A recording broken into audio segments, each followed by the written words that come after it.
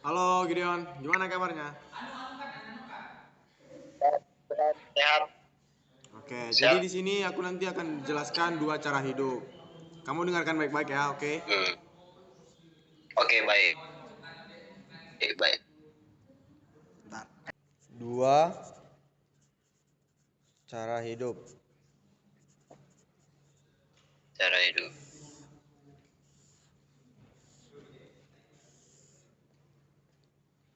Oke, jadi di sini Tuhan menciptakan dunia. Tuhan menciptakan Iya. langit dan bumi. Setelah Ia menciptakan langit dan bumi, Ia menciptakan manusia untuk berada di bawah otoritas Iya. Dia. Oke, Pra. Jadi di sini diambil dari ayat Alkitab Wahyu Oke. 4 ayat 11 yang berkata, "Ya Tuhan dan Allah kami, Engkau layak menerima puji-pujian, hormat, dan kuasa, sebab Engkau telah menciptakan segala sesuatu, dan oleh karena kehendak-Mu itu, semua itu ada dan diciptakan." Nah, Iya. oke. Tetapi, Oke. manusia gagal untuk berada di bawah otoritas Tuhan. Mereka gagal untuk menguasai dunia ini. Mereka melupakan Tuhan dan menganggap dirinya yang berkuasa. Mereka melupakan Tuhan, Ini diambil dari ayat Roma 3 ayat 10 sampai 12. Seperti ada tertulis, tidak ada yang benar, seorang pun tidak ada seorang pun yang mencari Allah. Mereka semua telah menyeleweng. Nah, Iya. karena manusia telah menyeleweng, Tuhan tidak ingin membiarkan kita memberontak. Maka Tuhan menghukum manusia mati dan dihakimi. Ini diambil dari Ibrani 9 ayat 27. Dikatakan seperti ini, dan sama seperti manusia ditetapkan untuk mati hanya sekali saja, dan sesudah itu dihakimi. Nah, manusia telah dihakimi dan mati, Nah, tapi karena kasihnya dia mengutus anaknya yang tunggal, yaitu siapa? Yesus Kristus, untuk menguasai dunia ini, untuk menebus dosa-dosa kita di dunia.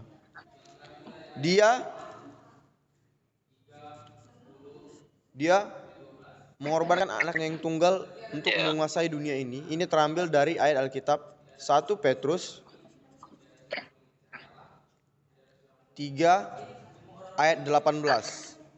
Dan dikatakan seperti ini, sebab juga Iya. Kristus telah mati sekali untuk segala dosa kita. Ia yang benar untuk orang-orang yang tidak benar, supaya ia membawa kita kepada Allah.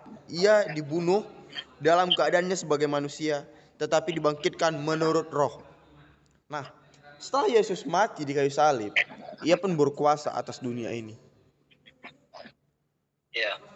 Berkuasa atas dunia ini, dia memiliki otoritas untuk dunia ini. Dia terambil dari ayat Alkitab 1 Petrus 1 ayat 3.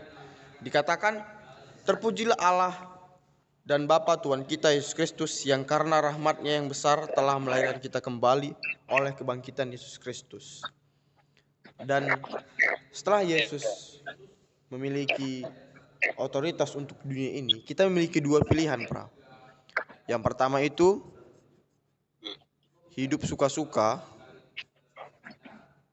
Iya. mengakibatkan kematian. Yang kedua itu penghukuman.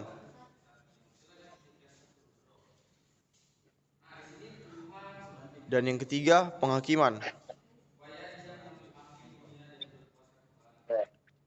Dan pilihan yang kedua itu,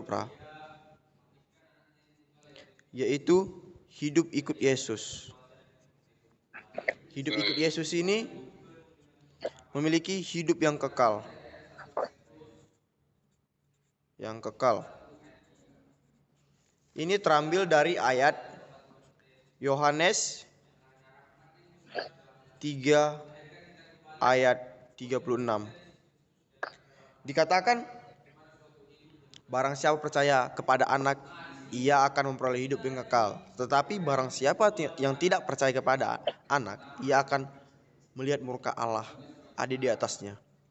Nah, jadi kalau kita memilih hidup yang kekal ini ada 3 syarat. Yang pertama, syarat pertama itu berdoa. Yang kedua itu taat. Dan yang ketiga Taat. percaya. Nah, jika kita memiliki, oke, saya akan bertanya kepada Gideon, kamu ingin memilih yang mana? Yang pertama atau yang kedua? Yang pertama itu hidup suka-suka, yang kedua hidup ikut Yesus. Hidup ikut Yesus. Oke, jadi syarat untuk hidup ikut Yesus ini ada 3 syarat. Pertama berdoa, taat, dan percaya. Nah, oke, brother Gideon, boleh ikuti saya berdoa? Boleh. Oke, mari kita berdoa. Terima kasih Tuhan Yesus yang baik. Kami bersyukur Tuhan buat hari ini. Ampuni kami yang tidak layak ini. Karena Kau telah mengorbankan anak-Mu yang tunggal, kami telah layak dan kami telah menerima kasih karunia-Mu.